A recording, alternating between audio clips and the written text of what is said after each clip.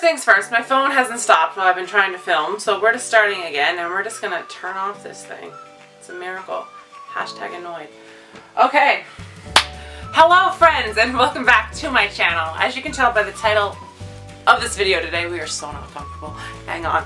As you can tell by the title of this video today, we are doing the Unpopular Makeup Opinions tag. I want to thank Kayla from KT Lifestyle for tagging me, and she tagged a whole bunch of other YouTubers in Newfoundland and everyone else who wants to do this video. So I am going to jump right into this because I think there's 8 questions or 10, I can't remember. I basically typed up the questions that Kayla used in her tag, and I actually typed out my answers because I was like in a mood that day. So the first question in the tag is popular makeup product you don't like. Lip liner. I just don't like lip liner. It's like a whole category of makeup that I don't use. I've tried. I actually got rid of all of my lip liners when I decluttered my collection like a year ago. I don't use them. I find they don't benefit me at all when I use like lipstick or liquid lip. Like, it just doesn't make anything different. And I know everyone says, oh, it lines your lips, it keeps your makeup or your lipstick or your lip product in place, it prevents it from bleeding. Nothing's ever different for me, so I just discontinued that step in my makeup process, and it just makes things so much quicker. I honestly don't have the patience either to carry around more than one lip product. Like, I like a lip balm, but if I have a lipstick on, I don't want to carry around a corresponding lip liner. It's just too much effort on my part, and girls don't got time for that. And the second one was popular makeup product that you love, but everyone else seems to hate. I actually wrote down MAC Cosmetics Mineralized Skin Finish, I think it is, in Soft and Gentle. I use it as a highlighter. I mean, some people like it, but generally their lighter highlighter shade is Lightscapade, and it is the most popular one that I see people talk about. So I mean, I don't think people hate Soft and Gentle, that's a little harsh, but I love it. It is like low-key my holy grail highlighter. I have hit pan, I'm just scraping the edges on it now. Gonna have to place a MAC order because I cannot imagine my life without that highlighter. That was like my first ever MAC product too, I think, so it has like sentimental value. But I mean, I have other highlighters, like I have Becca highlighters and Benefit highlighters and Tarte highlighters, and they just, you need more product to get more of a glowy bang on your cheekbones. But then with Soft and Gentle, I literally just brush my fan brush over it and swipe it on my cheekbone, and bam, we're done. It's like, hello highlight, and it's lovely, and I'm so grateful that it works so well. Less is more with that thing, and it's the best. A makeup collab that you did not like or were not interested in. Pretty much anything Jaclyn Hill does. I don't know, like Champagne Pop was a big deal. I remember when Sephora opened here, they, like all of the YouTuber friends I was with were like, I gotta get Champagne Pop today, like kind of thing, and I was like, okay. And so they all got Champagne Pop in Sephora's grand opening. Like, I remember everybody that was with me, I think, picked it up, except me. And no interest in it whatsoever. I got like a freebie Minnie, and like in a Becca 500 points perks, I got the Champagne Pop, and I mean, there's nothing special about it to me. So I didn't really, like, I was never into that collaboration with Jaclyn Hill. And then she did the Morphe, the Vault palette, and I kind of looked at it and I kind of felt meh about it.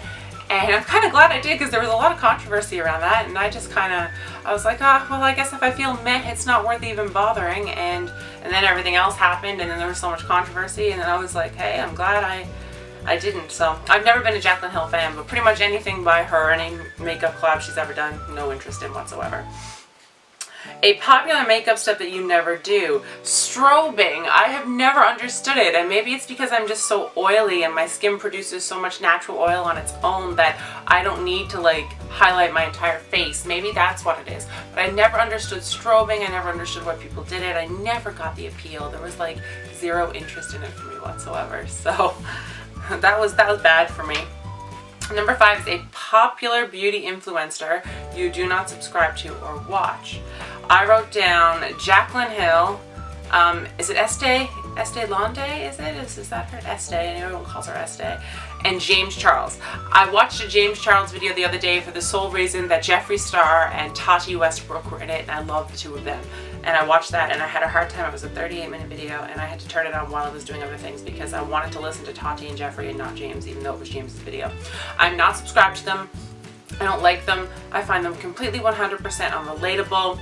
And that's how I used to feel about Jeffree too, but I feel like since Jeffree did the Shane Dawson collab, he's become so much more relatable. It was like he started working with Shane and he became a different person, and he became a lot more relatable, a lot more honest, and a lot more kind, and a lot more loving. And I hear Jeffree's story and I get where it comes from, but I find James is very unrelatable to me. Like, I do not like James Charles at all, and I don't know why, because I mean, he's got some amazing makeup skills and he seems talented enough, and I get why he's so mainstream, but I just don't get it. I'm just not into him. I don't find him relatable. Same thing with Estee. I find Estee quite boring, actually.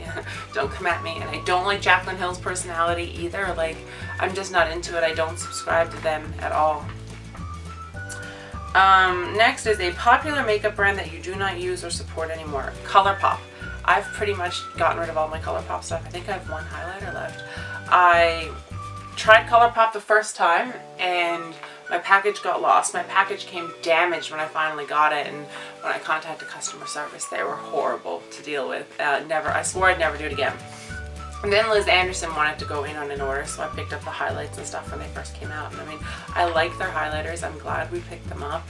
I also didn't appreciate the exchange rates and stuff. So I find being in Canada, like, it's hard. So like, I don't really order from Tarte.com either.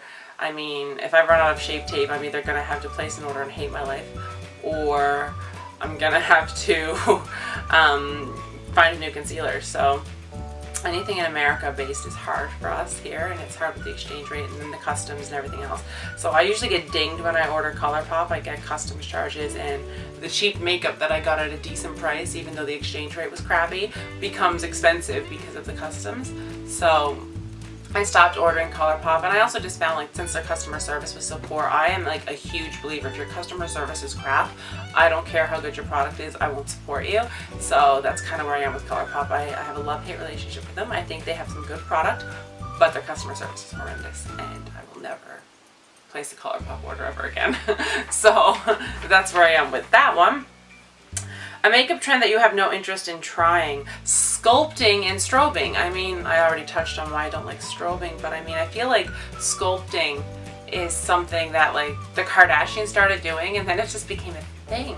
And I was like, I don't understand. Like, it's weird to me. Anyway, I'm not interested in it at all. I'm like the girl who just likes to put a little bit of bronzer around the perimeter of her face and just on her cheekbones and, like, well, the hollows of my cheeks, sorry. And that's it. Like, I think it's insane. Like, I've watched so many sculpting and strobing videos, and I'm like, it's so much work. It's so much product. And I also don't like cream-based products for my face. Like I said, I am so oily, so things like that just don't work for me. And so, not interested whatsoever. Good luck if you do, but I'm not into it. But I will say there's something out there that I am interested in, and that's microblading. I know Nicole mentioned it recently in a video too. Nicole, you're braver than me. Can you do it and then make me like it so then I can do it and you can hold my hand? That's what I'm thinking, microblading the eyebrows. So Nicole, I'm gonna leave that one totally in your hands. But I really do, I'm interested in it a lot, so we'll see. And then the final question is a makeup product that was better in theory. Oi! Okay, so there's a couple, and they're actually by Benefit. Right now I'm on a Benefit kick. I've always loved their eyebrow products. I think they're like the queens of eyebrows in the makeup industry. But they released I remember when they released the They're Real mascara, and I loved it. They had Nicole Scherzinger actually as the, oh sorry, I just kicked the tripod. Nicole Scherzinger as the, like, model for it. And I love her from X Factor and all those kinds of things. So I was like super there for trying the mascara, and I really liked it. And then they came out with this gel push-up liner. And that was probably one of the first makeup products I've ever purchased and returned. I remember it came out, I was super excited. I was talking to Darlene at the Shoppers Churchill Square makeup counter, because that's the Shoppers I go to for, like, work mail and stuff. So I usually look at their beauty section. They have a nice Benefit section. So I bought the liner. I was so excited. And it didn't matter how hard I tried, it sucked. I would, like, apply it, and as soon as I would like squeeze out the little silicone tip, it would crack. Like, it's not sold anymore. That's how bad it was. And the formula was just horrible. It's like I couldn't get it to work, and I hated it. So I tried it like for 3 weeks, and then of course on the 4th week, after my 30 days was almost up, I brought it back. Hated it. 10 out of 10 did not recommend. It was horrible. And the other Benefit product they recently released was the They're Real lip kits. And it was like a cute little lipstick with a darker lip liner on the top, so it was like a 2-in-1 product, and it was super tiny, and you literally had to apply it so that the lip liner would go on the outside of your lip, the lipstick would stay in the center, and they were basically saying you could use lip liner and lipstick and it all works out well.